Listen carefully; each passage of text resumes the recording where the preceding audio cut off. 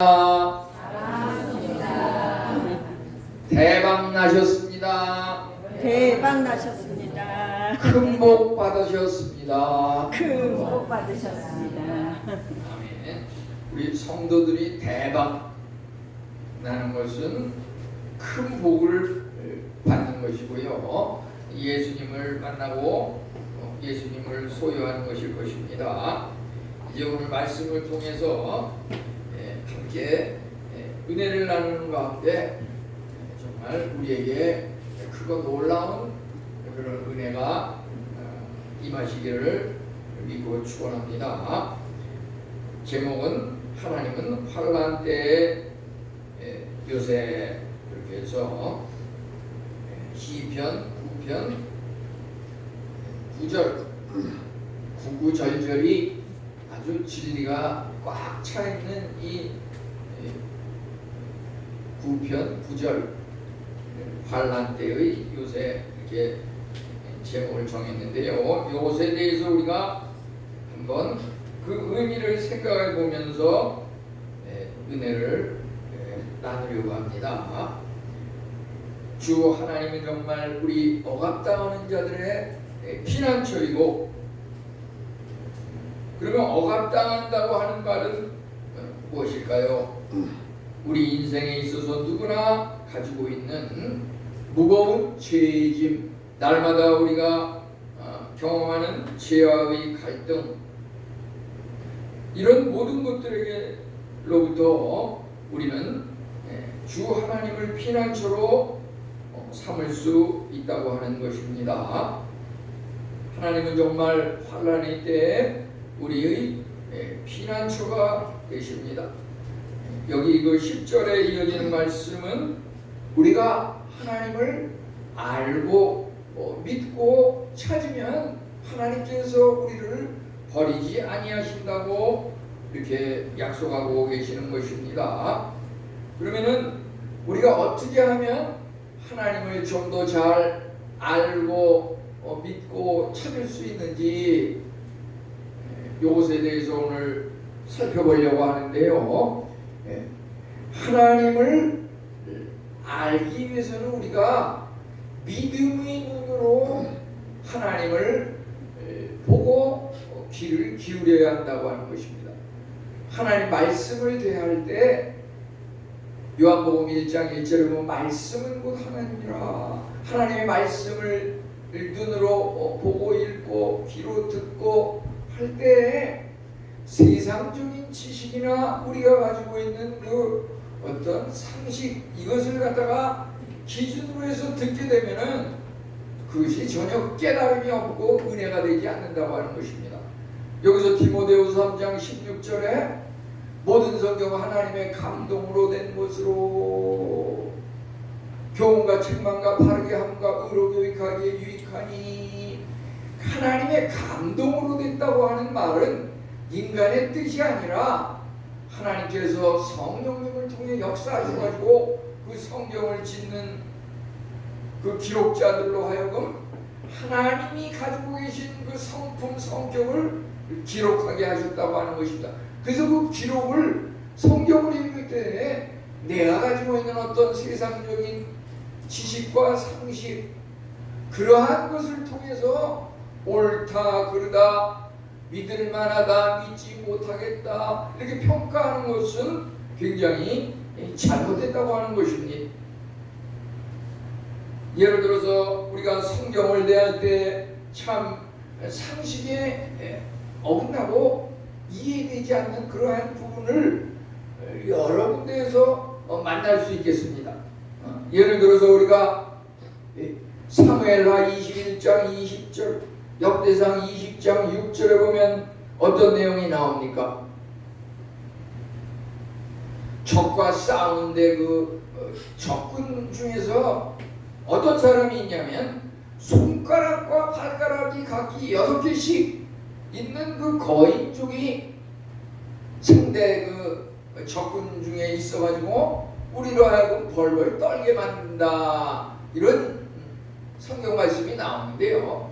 그러한 것을 읽을 때 우리가 어떤 느낌을 생각을 가지고 읽게 됩니까? 이게 도대체 성경은 구구절절이 맞는 것 같기도 하면서도 도대체가 현실적으로 전혀 있을 것 같지 않은 허황된 무슨 이솝 우화라든지 옛날 이야기와 같은 그런 동떨어진 그러한 내용으로 우리가 받아들이기가 쉽습니다.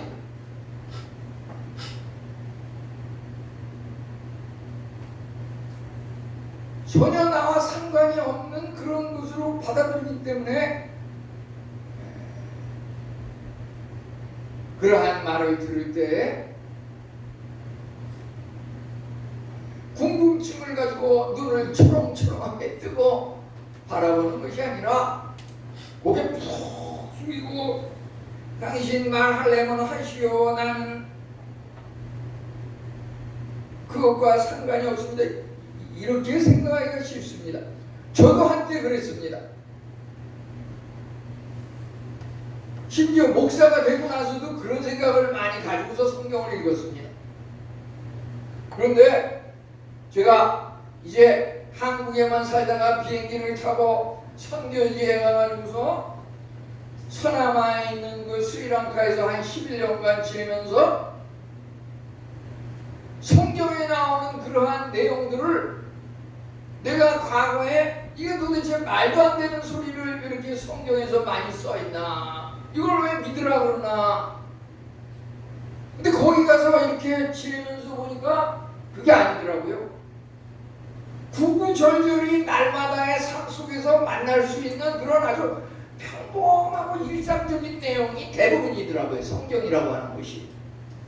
우리가 그것을 하나하나 말하면 한도 끝도 없는데요. 우선 저는 학교에서 물론 배울 때 사람이 손가락이 5개고 발가락이 5개고 양손은 10개 총 20개. 이건 배워서 아는 것도 있지만 내 손을 보면서 또 우리 식구들 친구들 손을 보면서 그것이 당연한 거고 그렇다고 이렇게 배우고 이제 졸업을 하고 사회에 나와서 생활을 합니다. 그냥 그게 진리로 그렇게 당연한 걸로 알고 그럽니다. 그런데 여기저기 피부가 누른 이런 황인종뿐 아니라 하얀 사람, 까만 사람, 이런 사람을 만나서 얘기를 안 하고 함께 밥을 먹고 살아가면서 보니까 내가 도대체 말도 안 된다고 생각한 그 발가락이 6개인 사람, 손가락이 6개인 사람, 이런 사람이 꽤 있더라고요. 꽤 있어요. 제가 직접 만나서 내 눈앞에 온 사람을 내가 찍어가지고 여기 보여드리는 겁니다.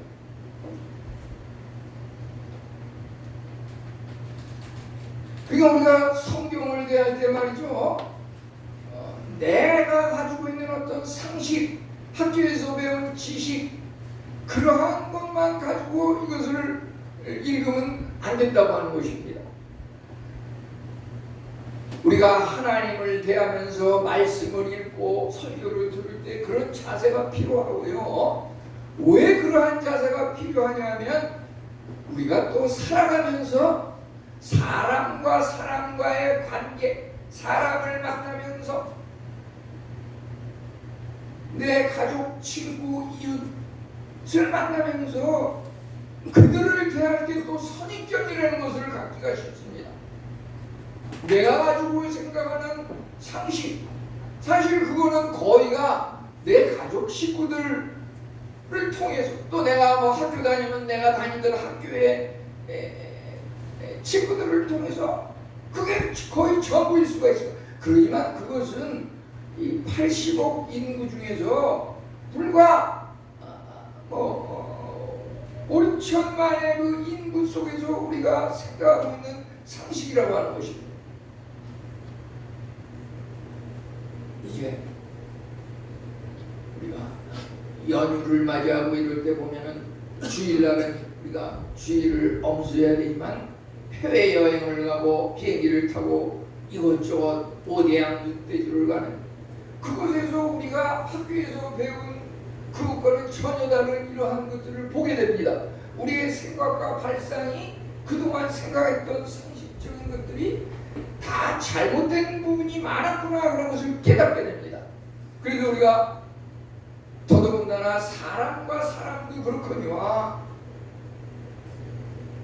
사람이 아닌 그 하나님은 신이시잖아요. 눈에 보이지 않는 그 신. 하나님의 생각이 기록되어 있는 이 성경은 우리가 상식과 학교에서 배운 학문으로 이것을 이해해가지고 되는 게 전혀 아닙니다. 이것은 세상의 어떤 학벌이라든지 무슨 IQ가 높다든지 그렇다고 해서 이게 잘 깨우쳐지고 신앙생활을 잘하고 그게 아닙니다. 하나님의 감동으로 하나님의 은혜를 받아야 이것이 깨우쳐진다고 하는 것입니다. 이제 그러면은 여기서 첫째 그러면 우리가 하나님은 누구신가라고 하는 그러한 문제를 정확히 우리가 알아야지 내가 누구인지 알 수 있다고 하는 것입니다. 그 다음에 하나님은 우리를 위해서 사랑과 계획을 가지고 계신 분인데 하나님은 우리에게 모든 좋은 것을 채워주시고 우리를 잘 되기를 기원하면서 그렇게 이끄시는 분인데 문제는 그것을 깨닫는 사람이 있고 깨닫지 못하는 사람이 있습니다. 깨닫지 못하는 사람은 왜 그런가? 왜 하나님이 누군지 전혀 모르는가? 그것은 바로 마귀 사탄의 유혹에 빠져가지고 죄를 지음으로 그 죄악이 우리의 영적인 감동 안목을 막아버렸다고 하는 것입니다. 그래서 하나님이 누군지 모른다고 하는 것입니다. 창세기에서 그 뱀이 아담과 하와를 유혹할 때에 성경에서는 하나님께서 네가 선악과 악을 알게 하는 그 나무 실과를 먹으면 정령 죽으리라 이렇게 말을 했는데 마귀 사탄 뱀 우리에게 와가지고 그거 먹어도 죽지 않아? 먹어도 돼? 먹으면 오히려 눈이 밝아지고 더 하나님과 동일하고 똑같아질 수 있는 그런 체험을 할 거야. 이런 식으로 얘기를 하니까 거기에 홀라당 넘어가가지고서 그것을 먹으니까 그게 바로 뱀의 유혹, 사단의 유혹에 빠진 죄를 범한 것이거든요. 이제 죄를 범하니까 하나님이 누군지 전혀 알 수가 없게 됐어요. 우리가 하나님이 누군지 아는 그 방법이라고 하는 것은 죄로 인해서 가려진 그 하나님에 대한 지식을 그 죄를 갖다가 걷어내야지 하나님이 어떤 분인지 보인다고 하는 것입니다. 우리가 무슨 나이가 들면 백내장 노안이 와가지고서 앞이 침침해지는데 그것을 갖다가 걷어내서 눈이 밝아지면은 세상이 맑게 보이는 것과 마찬가지로 뱀의 유혹에 마귀 사탄의 유혹으로 인해서 침침해진 우리의 눈이 예수 그리스도의 십자가 보혈의 피로 씻겨져서 정결케 돼서 그 죄 문제가 거쳐지고 해결이 돼야 우리 눈이 밝아져가지고서 하나님이 어떤 분인지 알게 되고 하나님께서 과연 나를 사랑하시고 나를 위해서 크고 놀라운 계획과 사랑을 가지고 계시구나.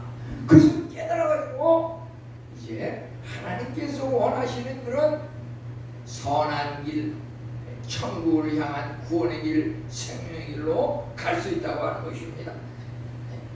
이제 우리는 여기서 개발적인 것을 말씀을 드렸는데요. 하나님은 환난 때의 요새라고 하는 것, 이 큰 성, 든든한 성곽 거기에 들어가면 우리는 안전하고 피할 수 있지 않습니까? 하나님은 여기서 9절에 억압받는 자의 피난처라 그랬습니다. 우리가 사는 삶 속에서 누구나 압제를 당하고 환난과 고난을 겪을 수가 있습니다. 그러한 때에 하나님은 요새 피난처라고 하는 것은 매 순간 마귀 사탄이 우리를 향하여서 우는 사자와 같이 우리를 집어삼키고 죽이기 위해서 도전해 온다고 하는 것입니다. 그러한 마귀 사탄의 유혹의 화살의 불꽃을 하나님께서 방패가 돼서 마귀 사탄의 유혹과 그 화살을 막는 방패의 역할을 하신다고 하는 것입니다. 이제 여기 10절에 보면 주의 이름을 아는 자, 그는 하나님께서 주의 이름을 알고 의뢰하는 자, 의뢰한다고 하는 것을 믿는다고 하는 것이죠. 주의 이름을 알고 믿는 자는 하나님께서 버리지 아니하시리라. 그래서 주의 이름을 안다고 하는 것은 주 하나님은 스스로 계신 자인데 그 하나님께서 인간의 몸으로 오셔가지고 예수 그리스도의 그 몸으로 오셨는데 마태복음 1장 21절에 그 예수라고 하는 그 말의 뜻이 무엇인가? 우리가 믿는 예수님은 죄에서 구원하실 자이다, 이런 뜻을 가지고 있습니다. 우리를 구원할 자라고 하는 것입니다. 이제 하나님은 우리 억압받는 자의 이 피난처요 환난 때의 요새이면서 이제 우리가 사는 삶에 있어서 하나님이 우리의 피난처이고 환난 때의 요새이고, 이건 뭐냐면은 우리의 모든 문제의 해결자라고 하는 것입니다. 그런데 왜 그것을 해결하지 못하고 왜 고난과 고통, 괴로움, 슬픔 속에서 살아가는가? 그것은 바로 인류의 조상 아담과 하와가 원죄라고 하는 것, 우리가 태어나기 전부터 죄를 지어가지고 그 죄가 하나님이 어떠한 분인지 전혀 알지 못하게 우리의 눈을 갖다가 가려버렸다고 하는 것입니다. 지금 이 순간에도 호시탐탐 믿는 사람, 믿지 않는 사람을 향해서 사탄의 유혹의 화살이 우리를 향해서 날아오고 있습니다. 우리 인간은 이제 그 사탄 마귀의 유혹에 의해서 죄로 오염됐다고 하는 것입니다. 그 죄가 주 하나님에 대한 지식을 막읍니다. 우리가 왜 주 하나님을 알지 못할까요? 요한복음 10장 10절은 도둑이 온 것은 도둑질하고 죽이고 멸망시키려는 것뿐이요, 내가 온 것은 양으로 생명을 얻게 하고 풍성히 얻게 하려는 것이라. 우리가 믿는 하나님은 우리를 위해서 생명을 얻고 또 풍성히 얻게 하려는 그 목적과 실천, 그 도움밖에 없습니다. 반면에 마귀 사탄은 그 정반대입니다. 우리를 죽이고 멸망시키려는 것이 그들의 목적이고 행동이라고 하는 것입니다. 우리가 하나님을 믿으면서도 갑자기 일이 안 풀린다든지 개인적으로 가정적으로 어려움과 시련 고난을 겪게 되면은 내가 하나님 이렇게 열심히 믿었는데 왜 일이 꽉 막히고 하는 일마다 풀리지 않는가? 그것은 바로 하나님이 그렇게 하신 것이 아니라 마귀 사탄의 유혹에 넘어가지고서 거기에 감염이 돼가지고서, 마귀 사탄은 말하자면은 악성 전염성 바이러스와 같은 것입니다. 그것에 감염이 돼가지고서 우리가 멸망을 향해서 사탄의 노예가 됐다고 하는 것입니다. 이제 여기서 보면은 10절에서 주의 이름을 아는 자는 주를 의지하오리니 주를 찾는 자들을 하나님께서 버리지 아니하시리라. 이제 하나님을 알고 믿고 찾는 자들을 하나님께서 버리지 아니하신다고 하는, 구원하신다고 하는 것입니다.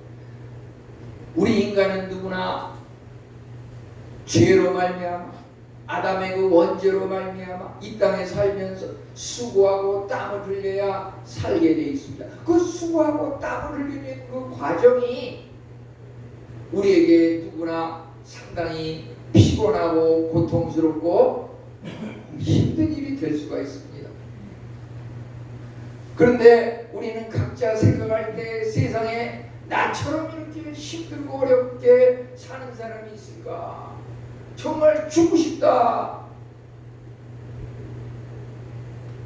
그런 생각을 세계적으로 특히 한국 사람은 그런 생각을 많이 해가지고서 자살률이 높기로 유명하죠. 왜 자살을 할까요? 누구나 사실은 다 당하는 것인데 그 환난과 억압, 시련의 상황 속에서 그것을 피난하고 해결해 주시는 피난처 되시는 방패 되시는 하나님을 믿는 사람은 거기서 해결을 할 수가 있는데 하나님을 모르는 사람은 해결 방법이 없으니까 거기서 그냥 인생이 끝나는 겁니다. 하나님이 어떠한 분인지 창세 이후로 그 역사 속에서 수많은 선지자들과 사람, 왕, 임금, 가난한 사람부터 부한 사람, 어린이로부터 어르신에 이르니까 많은 사람을 통해서 하나님께서 살아 역사하셔가지고 그들이 힘들고 어려울 때 그것을 극복하고 물리쳐서 구원 영생에 이르게 하신 그 하나님에 대한 이야기가 성경에 역사적으로 기록되어 있다고 하는 것입니다. 이 시편은 누가 지은 것이지요? 보편적으로 이것은 다윗이 이렇게 지은 걸로 되어 있습니다. 그래서 우리가 다윗의 그 일생을 통해서 바로 이 환난 때의 요새이고 피난처이신 하나님에 대해서 우리가 교훈을 얻을 수가 있습니다. 다윗이 당한 고난과 시련은 무엇이었습니까? 다윗은 어린 시절 목동으로서 양을 키우고 양을 키우는 그러한 목동이었습니다. 그가 양을 키울 때 때로는 갑자기 사자와 곰과 맹수들이 와가지고서 그 양을 집어삼키고 죽이려고 하는 그러한 것들도 많이 경험을 했습니다. 그렇지만 그러한 상황에서 다윗은 하나님을 의존하는 그 믿음이 있었기 때문에 하나님께서 다윗을 사랑하시고 감동하셔서 그러한 것들을 지켜주셔서 극복하고 이기게 하셨습니다. 그의 그 어린 시절 그의 경험이 이제 밑바탕이 돼서 사울 왕과 이스라엘 백성 전체의 장수들도 감히 감당하지 못하는 그 골리앗과의 대결에서 승리했다고 하는 것입니다. 정말 내가 양을 키울 때 사자와 곰의 발톱에서 지켜주시는 하나님께서 아무리 골리앗이 강하고 세다 한들 사자와 곰보다도 더 세겠냐? 난 이런 거 하나님의 은혜로다가 여러 번 이겼던 경험이 있다. 이런 든든한 믿음이 있었던 겁니다. 당시에 그 골리앗과 블레셋 군사들이 이스라엘을 침범해오자 이 사울왕만 해도 키가 장대하고 싸움에 능한 그런 왕이었습니다. 그런데 그 사울왕조차 온 이스라엘 백성이 함께 벌벌 떨었습니다. 왜 그렇습니까? 적의 그 장수 골리앗, 그는 이 성경 사무엘상 17장에 보면 키가 요즘으로 말하자면 한 290cm 정도, 2m 90 정도 되는 엄청나게 큰 거인이었습니다. 사울왕과 백성들이 벌벌 떨었습니다. 이제 이새라고 하는 그 다윗의 아버지, 거기에 8명의 아들이 있는데 그 중에 첫째, 둘째, 셋째 큰 형벌 되는 그 사람들이 그 싸움에 나왔습니다. 이제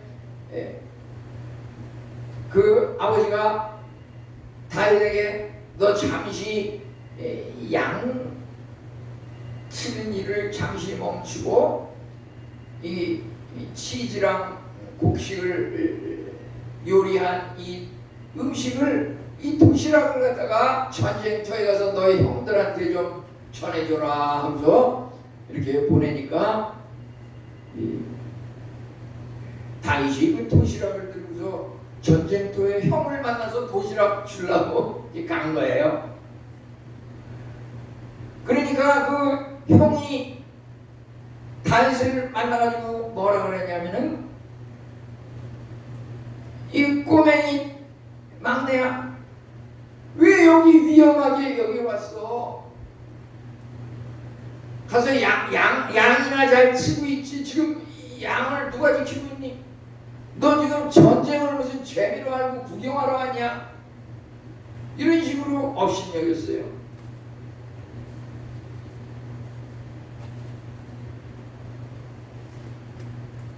다윗이 이제 그 전쟁에 참여한 백성들, 군사들에게 현재 이 상황이 무슨 상황인지 그것을 곰곰이 물어봤어요. 그러니까 그들이 말하기를 2차 저차 하고 저차 2차 해서 저차 2차 저차 2차 한다, 이 얘기를 듣고서 특히 이 골리앗이 이스라엘 하나님의 군사를 모욕하고 백성들을 어수히 여기는 그것을 알고서 또 아무도 무서워가지고서 감히 전쟁을 나가서 싸우지 못하는 이러한 상황이라는 것을 듣고 알아가지고 다윗이 그 울분을 참을 수가 없었습니다. 다윗은 이제 물매와 돌을 가지고, 돌 5개, 물매라고 하는 것은 여기 그림이 있지만은 그 돌을 갖다가 거기에다가 넣어가지고서 빙빙빙빙 돌려가지고서 목표지를 향해서 이제 던지는 겁니다. 그 돌이 어떻게 나갔습니까? 물맷돌을 빙빙 돌립니다. 무슨 소리가 납니까? 돌을 빙빙 돌리면 물맷돌을 돌리니까 그냥 쌩쌩 소리가 납니다. 이제 그 돌이 골리앗을 향해서 날아갑니다. 날아갈 때 무슨 소리가 납니까? 쌩쌩 돌던 돌이 슝슝 슝슝 날아갑니다. 이제 그 슝슝 날아가는 돌이 골리앗의 이마의 정통으로 맞습니다. 이마의 정통으로 맞을 때 무슨 소리가 납니까? 슝슝 돌리던 돌이 쌩쌩 이마로 날아가니까 이마에 맞으면서 탕탕 소리가 나. 이제 슝슝 돌다가 이마를 향해서 쌩쌩 날아가던 돌이 탕탕 이마를 때리니까 골리앗이 쿵쿵 하고서 바닥에 떨어져 넘어졌습니다. 우리 요거 4 가지 한번 같이 한번 해보겠습니다. 우리 정신 좀 바짝 나야지. 정신 안 차리면 이 돌이 날라와서 우리도 골리앗처럼 쓰러질 수 있어요. 자, 네 가지 한번 해보겠습니다. 물맷돌을 돌립니다. 쌩쌩. 돌이 골리앗을 향해서 날아갑니다. 슝슝. 이제 날아간 돌이 이마에 가서 정통으로 맞습니다. 꽝꽝꽝.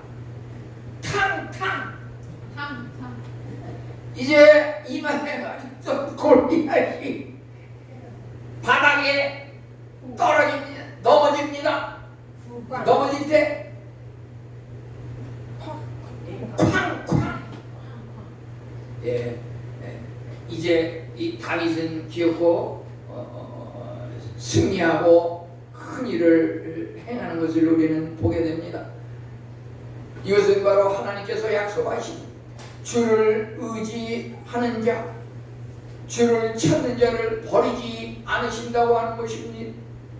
다윗은 골리앗에게 나아갈 때 사무엘상 17장에 보면 골리앗 너는 칼과 창과 단창으로 나오거니와 나는 만군의 하나님의 이름으로 너에게 가노라. 다윗은 홀몸으로 간 것이 아닙니다. 그가 가는 곳에 하나님이 함께 하셔서 그는 참으로 골리앗을 넘어뜨리고 승리하였던 것입니다. 그게 어떤 생각이 있었을까요?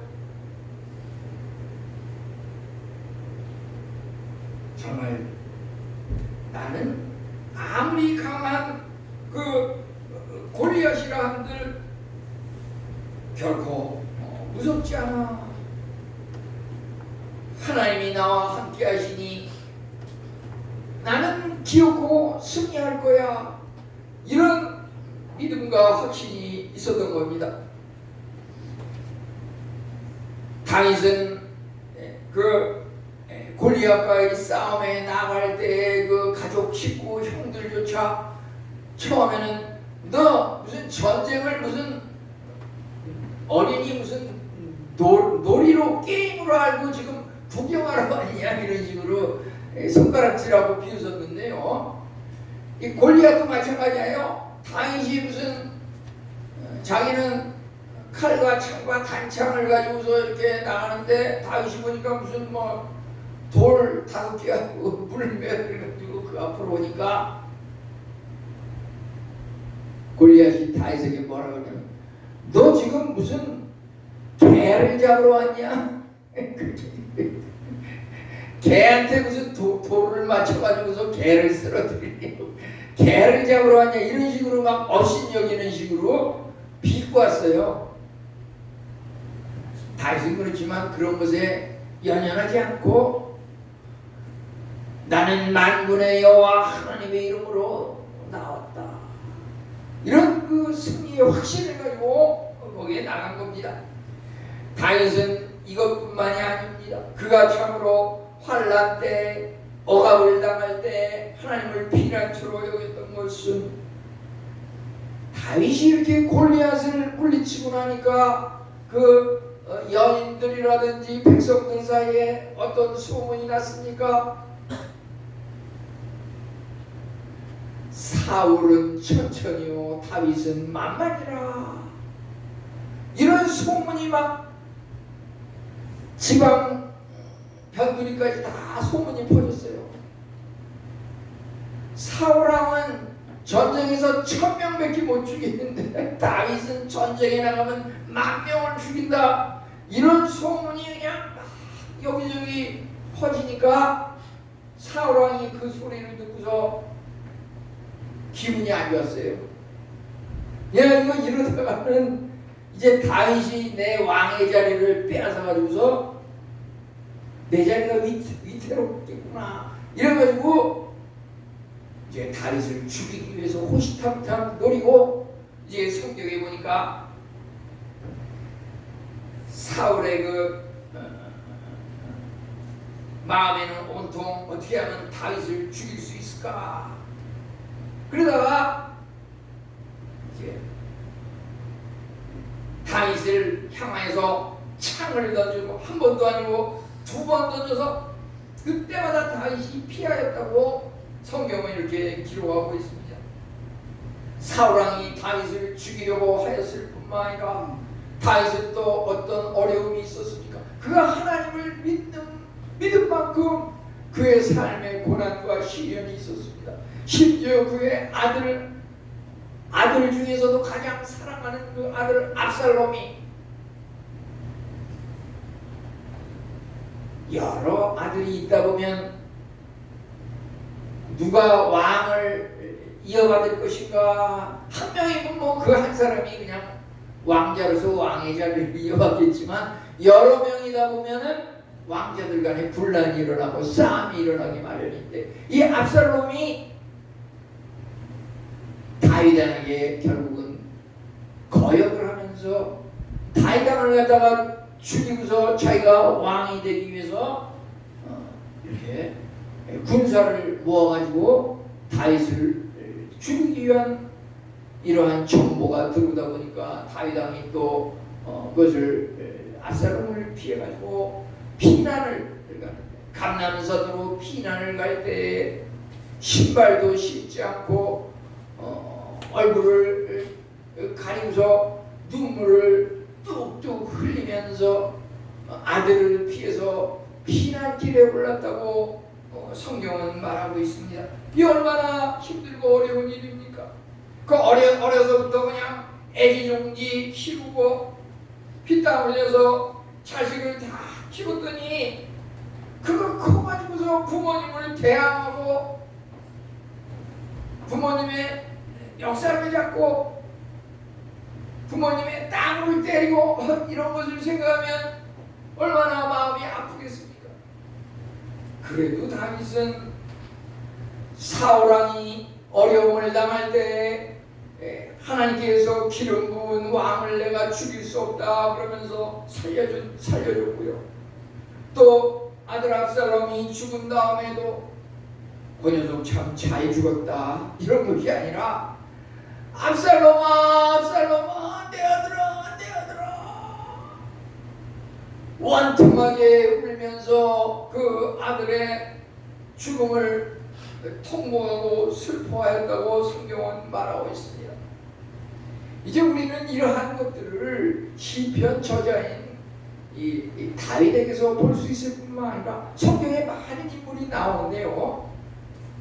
특히 여기 보면은 다니엘의 또 이야기가 우리는 볼 수 있습니다. 사자굴에서 승리한 다니엘 6장 10절에 보면은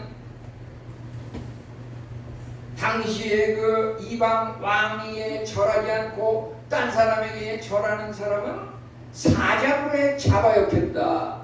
왕이 도장을 찍어가지고서 조서를 내리는데 지금부터 30일 동안 전국 방방곡곡을 갖다가 다 검색을 해가지고 왕 외에 딴 사람한테 절을 하는 사람은 사자굴에 잡아야서 죽여버리겠다고 하는데,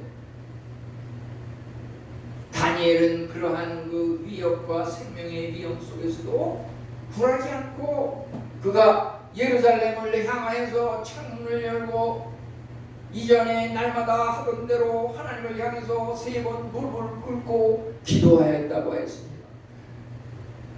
전국을 탐방하는 그 신하가 다니엘의 집에 와서 보니까 그가 하나님께 경배하고 절하는 것을 보고서 그것을 고발을 하니까 이제 다니엘이 사자굴 속에 들어가게 됐습니다. 사자굴에 들어가면 그것은 죽을 수밖에 없는 것이지요. 사자굴에 들어가서 어떻게 살 수가 있습니까? 그지만 이 다니엘은 사자굴에 들어가서 하나님 앞에 이전대로 또 기도하였으니 하나님께서 천사를 예비해 가지고 사자의 그 입을 꽉 다물게 봉함으로 다니엘은 몸이 전혀 손상받지 않고 건강한 모습으로 사냥을 해서 나왔습니다.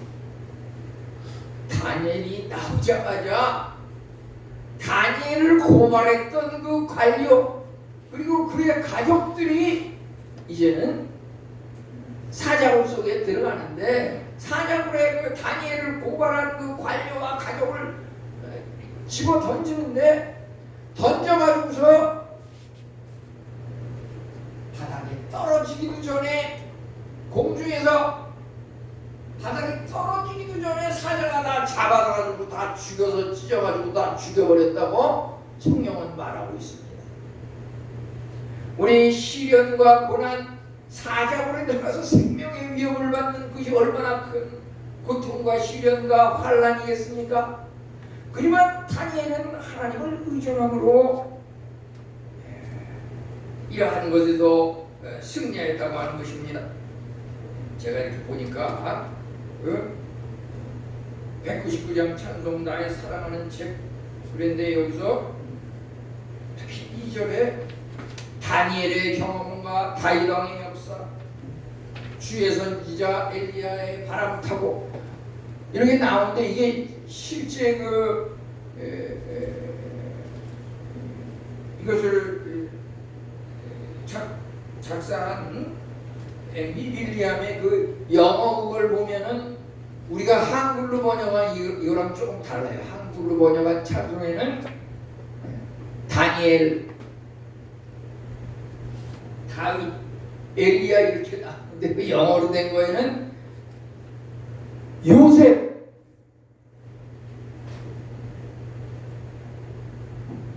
다니엘,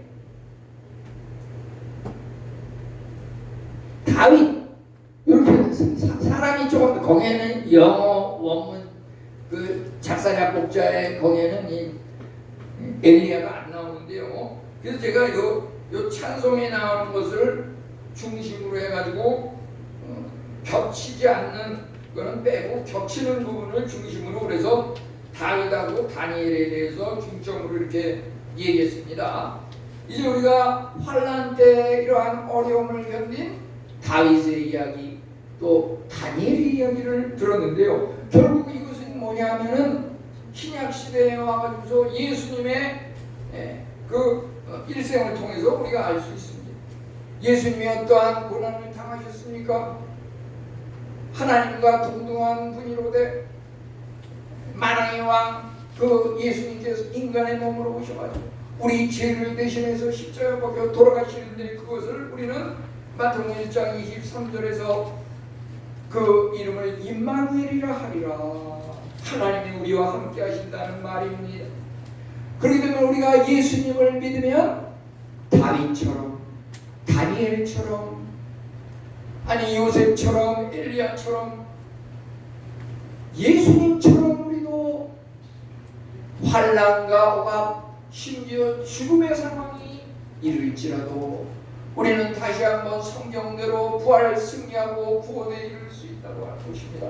우리 성도님들 모두에게 하나님을 믿음으로 말미암아 모든 죄에서 십자가 고난의 그 죄 용서의 은혜가 우리에게 임함으로 구원과 영생에 이르시기를 축원합니다. 하나님 감사합니다. 왜는 이로운 사랑입니까? 비록 우리가 아담의 원죄로 인하여 죄악 가운데 났지만 하나님께서 예수 그리스도를 우리를 위하여 십자가에 박혀 돌아가시게 하심으로 우리로 하여금 구원의 길로 인도하시 하나님 감사합니다. 다윗처럼, 다니엘처럼 우리도 예수님을 믿음으로 말미암아 진정 우리의 삶 가운데 구원과 영생, 하나님의 사랑과 섭리의 계획대로 살아가는 우리 모든 성도님들 되게 하옵소서. 예수님의 이름으로 감사하며 기도 올리옵나이다. 아멘.